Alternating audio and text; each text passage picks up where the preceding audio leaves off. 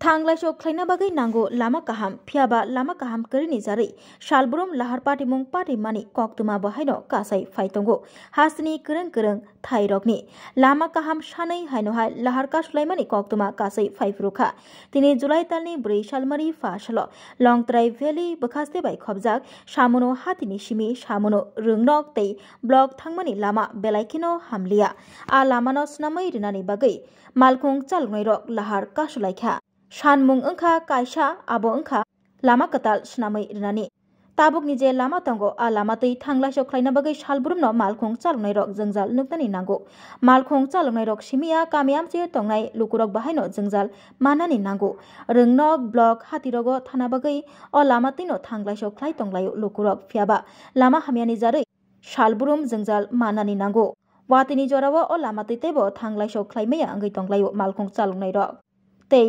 कामियामसेनि लुकुरक हायनि बागै अ लामानो स्नामै रिनानि सानमुंति सावै लाहार कासलायखा मालखुं चालुनायरक ত্রিপুরা অনিয়মিত কর্মচারী মঞ্চ আজকে রাজ্যের অনিয়মিত কর্মচারীদের ন্যায্য দাবিগুলোর সমর্থনে আগরতলাতে মিছিল করে মহাকরণ অভিযান করছি। আমরা রাজ্যের মুখ্য সচিবের কাছে আমাদের দাবি সনদ আজকে তুলে দেব। আমাদের দাবি হচ্ছে সমস্ত অনিয়মিত কর্মচারীকে নিয়মিতকরণ করতে হবে, আংশিক সময়ের কর্মীদের পূর্ণ সময়ের কর্মীর মর্যাদা দিতে হবে। আমাদের দাবি হচ্ছে অনিয়মিত কর্মচারীদের জন্য স্কিম চালু করতে হবে। আমাদের দাবি হচ্ছে পাম্প অপারেটরদের কাজের শর্ত পরিবর্তন করা চলবে না। আমাদের দাবি হচ্ছে 31শে জুলাই 2018 সার্কুলার বাতিল করতে হবে। আমাদের দাবি হচ্ছে অনিয়মিত কর্মচারীরা যারা অবসরে গেছেন তাদেরকে 10 লক্ষ টাকা দিতে হবে। এই দাবিগুলোর সমর্থনে আমরা রাজ্যের মুখ্য সচিবের কাছে আজকে দাবি সনদ দেব। মোট কয় দফা দাবি? 8 দফা দাবি। এই রাজ্যের সন্তান, এদের প্রতি সরকারের দায়িত্ব আছে, সরকার সেই দায়িত্ব তো পালন করছেন না। করলে তো 7 বছরে স্কিম বাতিল করতেন না, করলে তো তারা তাদের প্রতিশ্রুতি পূরণ করে অনিয়মিত কর্মচারীদের নিয়মিতকরণ করতেন। গত বিধানসভা নির্বাচনের পূর্বে তো 2017 নির্বাচনের পূর্বে তো অনেক অনিয়মিত কর্মচারী রাজ্য সরকার এই তৎকালীন বিরোধী দলের প্রতিশ্রুতি বিশ্বাস করেছিলেন। বিশ্বাস করার মধ্যে অন্যায় নেই, অন্যায় হচ্ছে বিশ্বাস ভঙ্গ করার মধ্যে, অন্যায় হচ্ছে বিশ্বাসঘাতকতা করার মধ্যে। আমাদের রাজ্যের মানুষ কিংবা অনিয়মিত কর্মচারীরা সরল প্রাণ মানুষ, তারা বিশ্বাস করেছিলেন বোধহয় 18তে সরকার পরিবর্তন হলে সব কিছু ঠিক হয়ে যাবে, সমস্ত অনিয়মিত কর্মচারী নিয়মিত হবেন। সেই বিশ্বাসটুকুর উপর তারা সব ভয়ঙ্কর আঘাত এনেছেন। 31শে জুলাই 2018 তারা বিশ্বাস ভঙ্গ করেছেন, তারা বিশ্বাসঘাতকতা করেছেন।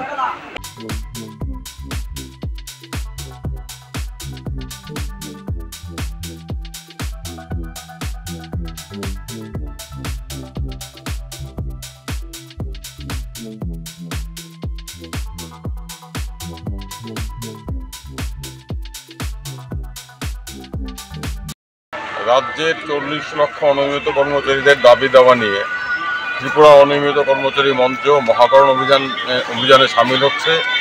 রাজ্যের মুখ্য সচিবের কাছে 40 লক্ষ অনিয়মিত কর্মী এবং আংশিক সময়ের কর্মীদের দাবি সনদ তুলে দেওয়ার জন্য। আমাদের যেটা মূল দাবি হচ্ছে সমস্ত অনিয়মিত কর্মচারীদের অবিলম্বে নিয়মিতকরণ করতে হবে। নিয়মিতকরণ সাপেক্ষে অনিয়মিত কর্মচারীদের সমকাজে সমবেতন দিতে হবে।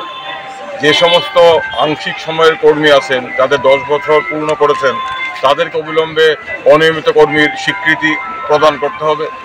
যে সমস্ত অনিয়মিত কর্মচারী ইতিমধ্যে শূন্য হাতে অবসরে গেছেন তাদেরকে এককালীন 10 লক্ষ টাকা ক্ষতিপূরণ দিতে হবে। যে সমস্ত অনিয়মিত কর্মচারী মারা গেছেন তাদের প্রত্যেকের পরিবারকে 10 লক্ষ টাকা ক্ষতিপূরণ দিতে হবে।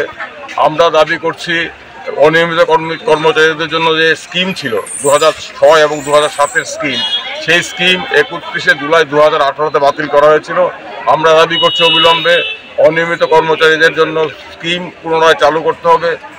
আমাদের দাবি হচ্ছে আপনার যারা পাম্প অপারেটর আছেন, পাম্প অপারেটরদের মজুরি বকেয়া আছে, সেই বকেয়া মজুরি প্রদান করতে হবে এবং পাম্প অপারেটরদের কাজের শর্ত পরিবর্তন করা যাবে না।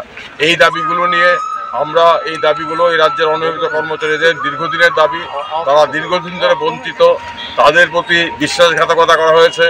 আমরা শুনেছিলাম 2017 নির্বাচনের পূর্বে ঘোষণা করা হয়েছিল যদি নির্বাচনে সরকার বদল হয় তাহলে নতুন সরকার এসে আগাম সমস্ত অনিয়মিত কর্মচারীকে নিয়মিত করবে।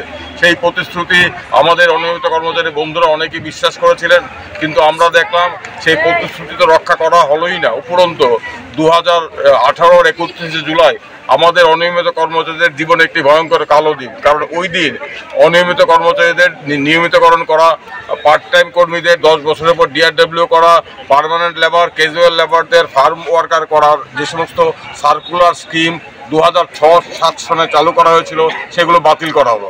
বাতিল করে প্রদত্ত সার্কুলারে বলা হলো যে কিছুদিনের মধ্যে আরেকটি স্বচ্ছ স্কিম তারা রূপায়ণ করবেন। কিন্তু 2018 পর 7 বছর কেটে গেল, এখন অবধি নতুন কোনো স্কিম গ্রহণ করা হয়নি। উপরন্তু গত 7-8 বছরে একজনও অনিয়মিত কর্মচারী স্থায়ী হননি, নিয়মিত হননি। এবং আমাদের সরকারি দপ্তরগুলোতে হাজার হাজার শূন্যপদ খালি আছে। সেই সমস্ত শূন্য পদের দায়িত্ব পালন করছেন অনিয়মিত কর্মচারীরা সমকাজে সমবেতন থেকে বঞ্চিত হয়ে।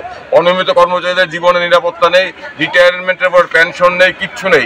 যারা অবসরে গেছেন তারা শূন্য হতে গেছেন।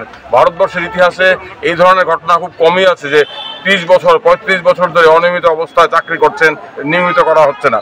যদিও সুপ্রিম কোর্ট বলেছে অনিয়মিত কর্মচারীদের নিয়মিত করার জন্য স্কিম করতে হবে, কিন্তু আমাদের রাজ্য সরকার সেই নির্দেশ মানছে না। এই সমস্ত বিষয়গুলো নিয়েই আমরা ত্রিপুরা অনিয়মিত কর্মচারী মঞ্চ আজকে রাজ্য মুখ্য সচিবের কাছে ডেপুটেশন দেব। আমরা আশা করব অনিয়মিত কর্মচারীদের প্রতি সরকার দায়িত্ববান হবেন, তাদের যন্ত্রণা, তাদের বঞ্চনা জন্য তারা বঞ্চনা প্রতিকারের উদ্যোগ গ্রহণ করবেন। আমরা এই আশা নিয়েই মুখ্য সচিবের কাছে যাব। আমরা শুনব মুখ্য সচিব কী বলেন। এবং আমরা এটুকু বলতে পারি, যদি আমাদের এই আন্দোলন অনিয়মিত কর্মচারীদের দেওয়ালে পিঠ থেকে দেওয়া অবস্থা দেখেও সরকার সম্বিত না ফিরে, তাহলে আজকে শেষ নয়, আগামী দিনে আমরা আরও বড় আন্দোলন করব। আমরা শেষ দেখে ছাড়বো। কারণ আমাদের সামনে ভবিষ্যৎ অন্ধকার, এই ভবিষ্যৎকে আলোকময় করার দায়িত্ব আমাদেরকে গ্রহণ করতে হবে। 7-8 বছর ধরে আমরা কেঁদেছি, আমরা যন্ত্রণায় বিদ্ধ হয়েছি, কিন্তু আমাদের কথা কেউ শুনেনি। আমরা আশা করেছিলাম গত বিধানসভা নির্বাচনে বিধানসভার অধিবেশনে অনিয়মিত কর্মচারীদের বিষয়টা নিয়ে আলোচনা হবে। আমরা ত্রিপুরা অনিয়মিত কর্মচারী মঞ্চের তরফ থেকে এই রাজ্যের 60 জন বিধায়কের কাছে স্বনিবন্ধ লিখিত অনুরোধ করেছিলাম, রাজ্য বিধানসভায় আপনারা আমাদের সমস্যাটা তুলুন, সরকারকে বলুন সরকারের প্রতিশ্রুতি কোথায় গেল। 2017 সনে দেওয়া ডাল ভরা প্রতিশ্রুতি এখনো কেন পালিত হলো না, এই প্রশ্নগুলো সরকারের সামনে রাখুন।